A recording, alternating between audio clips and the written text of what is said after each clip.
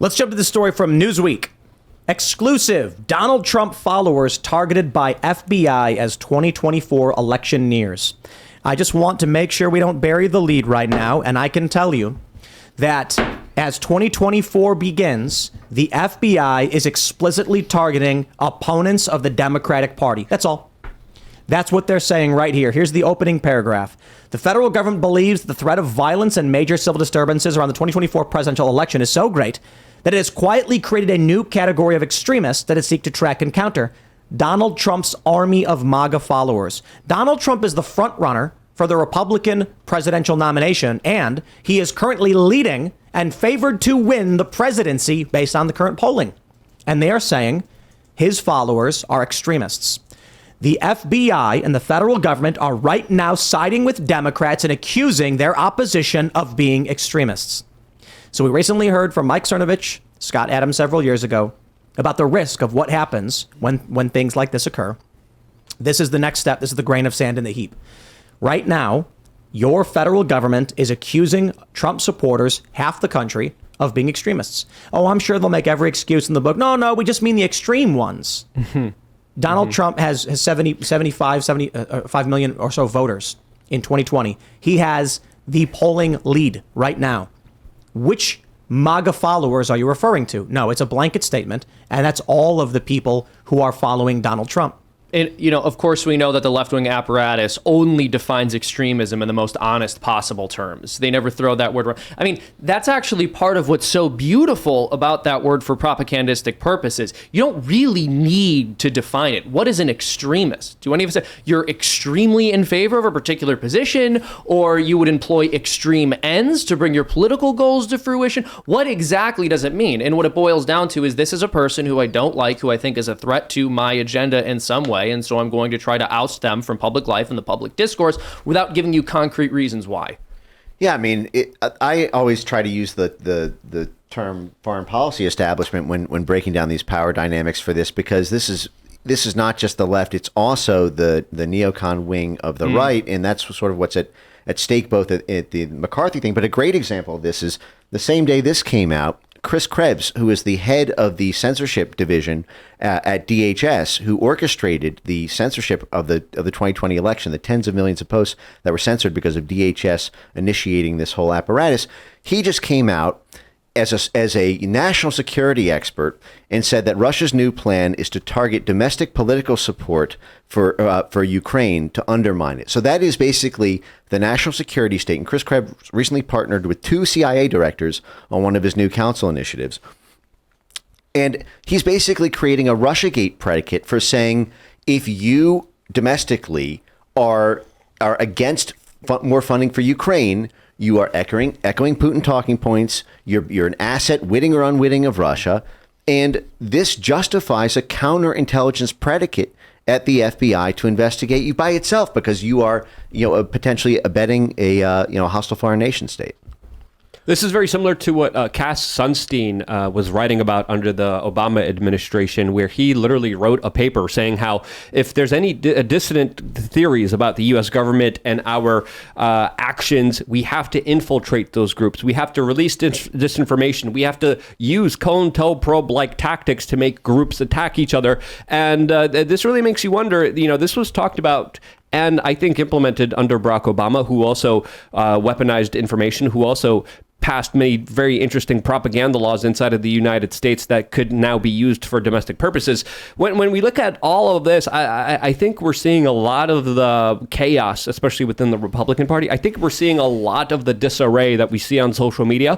A lot of it, I think, is engineered. I think it's organized, and I think a lot of it is fake and meant for a particular outcome. That outcome is to, of course, make sure no one is able to resist or speak out against the nonsense that they're trying to push on everyone. Yeah, look, what you just said, there's so much important stuff there, because first of all, Cass Sunstein, that memo, cognitive infiltration is what he was proposing. Anonymous federal agents to psychologically manipulate movements to get them to go in a certain direction. He then that year published a book called Nudge, which is actually the foundation for censorship techniques and so-called interventions on social media, which are being funded to the tunes of tens of millions of dollars by a dozen different federal agencies for all these nudge techniques to get people to stop reading false and misleading news, and to rig algorithms, and to use AI machine learning techniques to be able to create topographical maps of misinformation communities. And Cass Sunstein, I believe, is currently at DHS, and his wife is Samantha Power, the head of USAID. Mm-hmm.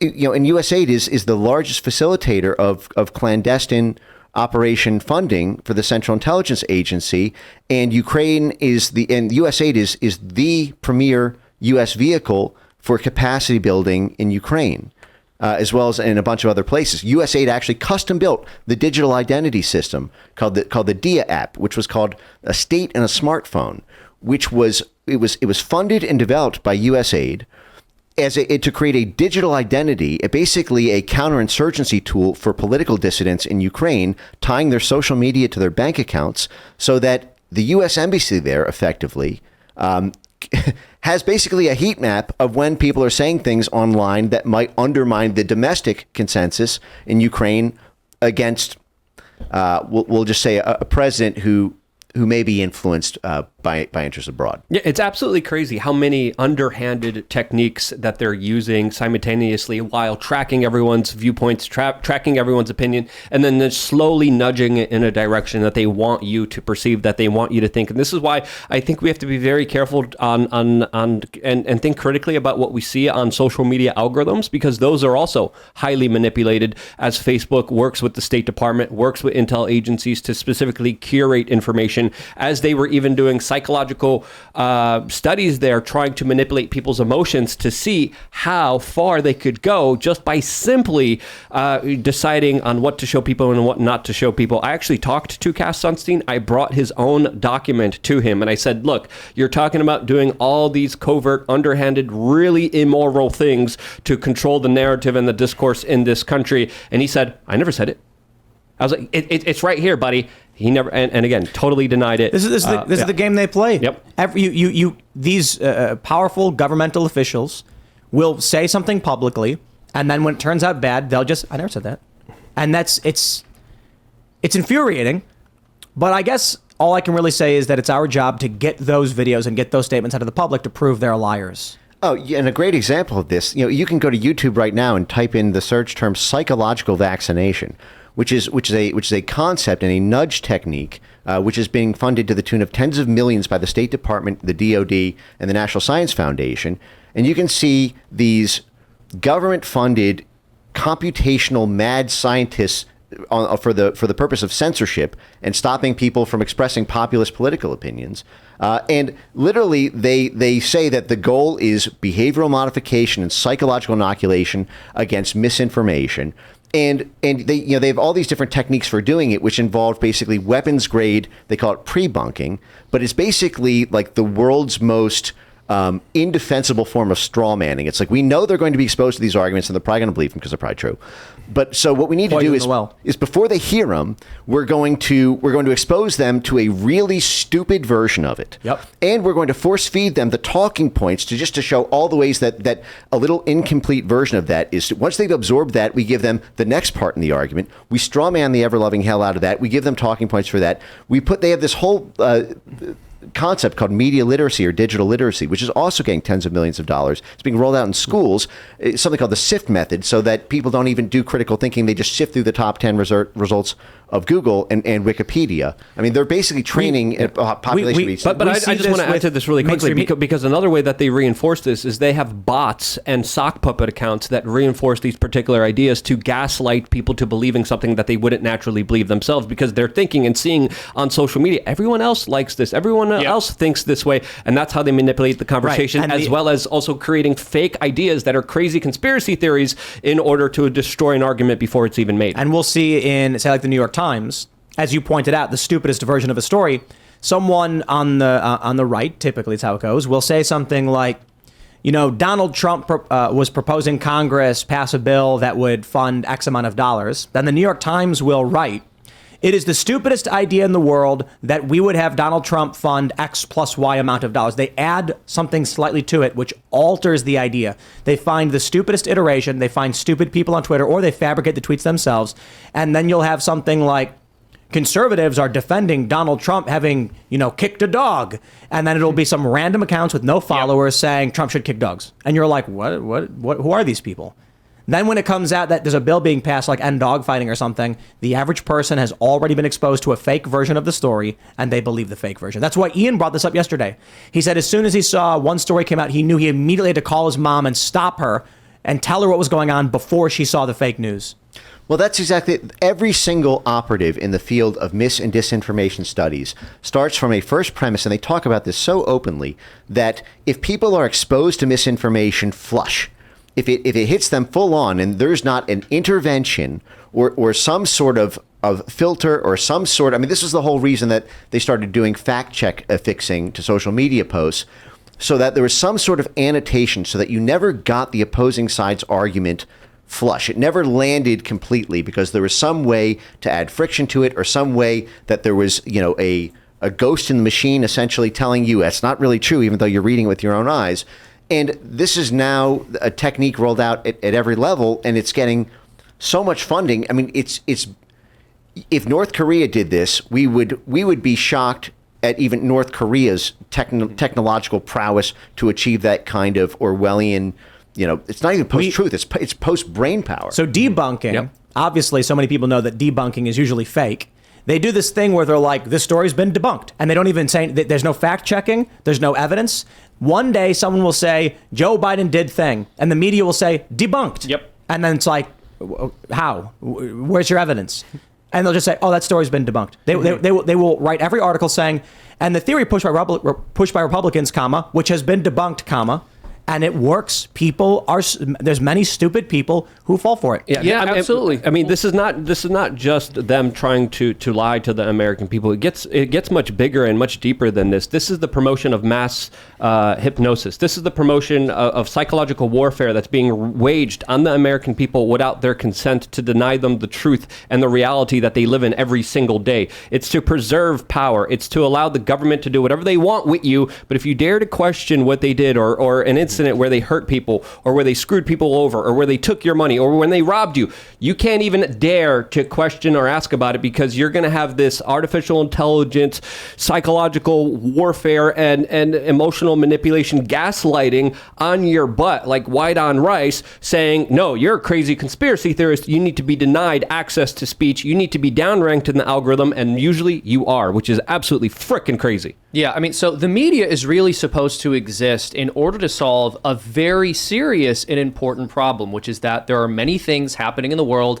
at any given moment which affect all of us, but that we simply do not have the time to gather the information about ourselves in order to make informed decisions about. Everyone in this room does this for a living, but your average person working a normal 9 to 5 or even more hours than that does not have time to sit down and sift through all of the information about every relevant news story. Even those of us who do this for a living have to zero in on specific topics of interest and become well-versed in those, because we can't know everything about everything that's happening in the news. And that's why it's so important to have a media apparatus that you can trust. But of course, we don't have that in this country. They've abused their power, and they've used it in order to manipulate people. So they throw information at you, as you've all expressed and mentioned here, which contains incorrect information, or which simply labels information which is true as debunked with ever actually going into it. And of course, your average person, I mean, not only do they not have time, but even if they did have time, our brains are not designed for us to be able to endlessly sit in front of a screen and sift through every story and retain all of the information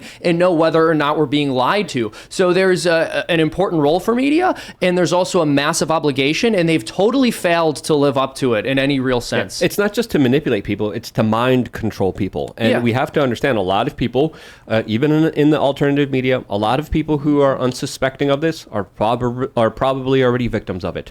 Yeah, well, the less you realize that the media is trying to lie to you and manipulate you, the more susceptible you're going to be to that manipulation. One thing I do find that's helpful, if there's a particular story or there's a particular conservative talking point, for example, that the media is saying is untrue and it's far right and it's been debunked, and it doesn't have to be a conservative one. It can literally be anything that the media is claiming isn't true. Go look at the debunking, because what they'll usually do is centralize what they believe all of the best arguments against that story or position are. They'll put them in one place. They'll give you their most competent narrative spin, and usually even that is very easy to see through. That's one thing I've done in the past when I'm researching stories. I will look up the articles fact checking the story, and if you can immediately see through the fact check, that's a good indicator that they're lying to you Here's and that another they way. don't have good arguments. PolitiFact famously had two quotes, one from Bernie Sanders and one from Donald Trump, which were effectively the exact same quote. And Bernie's was labeled mostly true and Trump's was labeled mostly false. That's right. They had made a comment about the unemployment rate for, I think it was young black men being around like 50% or some very high number. PolitiFact, Bernie Sanders, mostly true, blah, blah, blah, blah. Donald Trump, same quote, mostly false. Because what does mostly true or mostly false mean? It's nothing. It's nebulous. It means useful to the regime or harmful to the regime, basically. And even more shocking, like the fact-checking industry is entirely government-sponsored. PolitiFact gets money from the U.S. State Department. Poynter has like 65 government grants. This is the national security state itself setting up these gargoyles within the news media ecosystem to censor the ability to proliferate ideas that might challenge the national security state's agenda. And if we're supposed to have a civilian-run government, but you now have this kind of quasi-military statecraft intelligence apparatus that if the people want to vote for something that they would have to be beholden to, they can in before it by basically blocking the ability to politically organize or to form a consensus because they can't even speak the words to make the point. Thanks for watching this clip from the Timcast IRL podcast. Hang out with us live Monday through Friday at 8 p.m. and become a member over at timcast.com for uncensored, members-only shows exclusive. Thanks for hanging out, and we'll see you all next time.